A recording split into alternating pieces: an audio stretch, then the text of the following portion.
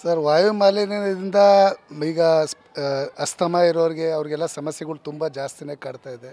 ಕೆಮ್ಮು ಮತ್ತು ಕಂಟ್ಲಲ್ಲೆಲ್ಲ ಒಂಥರ ಗರ್ ಅನ್ನೋದು.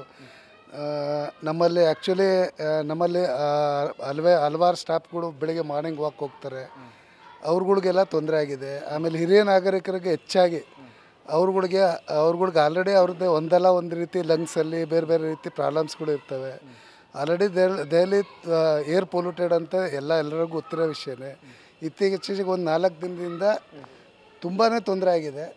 ಸ್ಪೆಷಲಿ ಮಾರ್ನಿಂಗ್ ವಾಕ್ಗೆ ಕೆಲವರು ಅಡಿಕ್ಟ್ ಆಗಿರ್ತಾರೆ. ಆ ಅಡಿಕ್ಷನಿಂದ ಪಾಪ ಅವ್ರಿಗೂ ತೊಂದರೆ ಆಗ್ತಾಯಿದೆ. ಆಮೇಲೆ ಮೊದಲು ಒಂದು ಅರ್ಧ ಗಂಟೆ 1 ಅವರ್ ವಾಕ್ ಮಾಡೋರೀಗ 10 ನಿಮಿಷ ವಾಕ್ ಮಾಡ್ಕೊಂಡು ವಾಪಸ್ ಬರ್ತಾಯಿದ್ದಾರೆ. ಯಾಕಂದರೆ ಅವ್ರಿಗೆ ಇದನ್ನು ತಡ್ಕೊಳಕ್ಕಾಗ್ತಾಯಿಲ್ಲ. ಸ್ಪೆಷಲಿ ಶಾಲೆ ಮಕ್ಕಳುಗಳಿಗೆ, ಸಣ್ಣ ಮಕ್ಕಳುಗಳಿಗೆ ಬೆಳಗ್ಗೆ ಎದ್ದು ಶಾಲೆಗೆ ಹೋಗ್ಬೇಕಾಗುತ್ತೆ. ಆ ಟೈಮಲ್ಲೂ ಅವ್ರಿಗೆ ಇವೆಲ್ಲ ಎಫೆಕ್ಟ್ ಆಗ್ತವೆ. ಸ್ಪೆಷಲಿ ಬೆಳಗ್ಗೆ ತಣ್ಣಗಿರೋ ವಾತಾವರಣ ಇರೋದ್ರಿಂದ ಇದು ಪೊಲ್ಯೂಷನ್ ಎಲ್ಲ ಗ್ರೌಂಡ್ ಲೆವೆಲಲ್ಲೇ ಹೆಚ್ಚಾಗಿರುತ್ತೆ. ಬೆಳಗ್ಗೆ ಆದಮೇಲೆ ಸೂರ್ಯನ ಬೆಳಕು ಬಂದಾದಮೇಲೆ ಸ್ವಲ್ಪ ಗಾಳಿ ಏನಾದ್ರು ಓಡಾಡಿದ್ರೆ ಆವಾಗ ಪೊಲ್ಯೂಷನ್ ಸ್ವಲ್ಪ ದೂರ ಹೋಗುತ್ತೆ. ಅದರಿಂದ ಕೆಮ್ಮಿನ ಲೆವೆಲ್ಲು ಸ್ವಲ್ಪ ಕಮ್ಮಿ ಆಗುತ್ತೆ.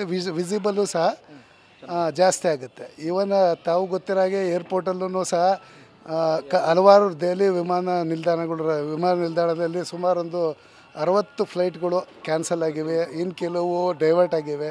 ಈ ಥರ ಎಲ್ಲ ಆಗಿದೆ. ಸೊ ಇದ್ರ ಬಗ್ಗೆ ಸರ್ಕಾರನೂ ಹಲವಾರು ಕ್ರಮಗಳು ಕೈಗೊಳ್ತಾ ಇದೆ. ಸುಪ್ರೀಂ ಕೋರ್ಟ್ ಸಹ ಇದ್ರ ಬಗ್ಗೆ ಸ್ವಇಚ್ಛೆಯಿಂದ ಕೇಸ್ನ ದಾಖಲು ಮಾಡಿಕೊಂಡು ಆಲ್ರೆಡಿ ಅದನ್ನು ಎಕ್ಸಾಮಿನೇಷನ್ ಮಾಡ್ತಾಯಿದೆ.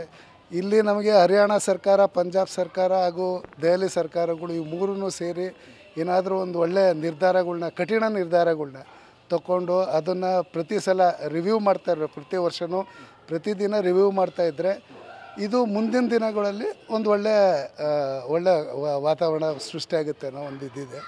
ಬಟ್ ಇದರಿಂದ ಪಾಪ ಸ್ಪೆಷಲಿ ಮಕ್ಕಳಿಗೆ ಓಲ್ಡ್ ಏಜ್ ಅವ್ರಿಗೆಲ್ಲ ತುಂಬ ಸಮಸ್ಯೆ ಆಗ್ತಾಯಿದೆ. ಮಾರ್ನಿಂಗ್ ವಾಕ್ ಮಾಡೋರ್ಗಂತೂ ತುಂಬ ಆಗಿದೆ. ಸೊ ಶಾಲೆಗಳಿಗೆ ರಜಾ ಕೊಡಬೇಕು ಅಂತ ಸರ್ಕಾರದಲ್ಲಿತ್ತು. ಆದರೆ ಇನ್ನೂ ಆನ್ಲೈನ್ ಕ್ಲಾಸಸ್ ಮಾಡಬೇಕು ಅಂತ. ಆದರೆ 10th 10th ಮೇಲ್ಪಟ್ಟವರೆಲ್ಲ ಖಂಡಿತವಾಗಿ ಶಾಲೆಗೆ ಹೋಗಲೇಬೇಕಾಗಿದೆ. ಆ ಪರಿಸ್ಥಿತಿ ಉದ್ಭವ ಆಗಿದೆ.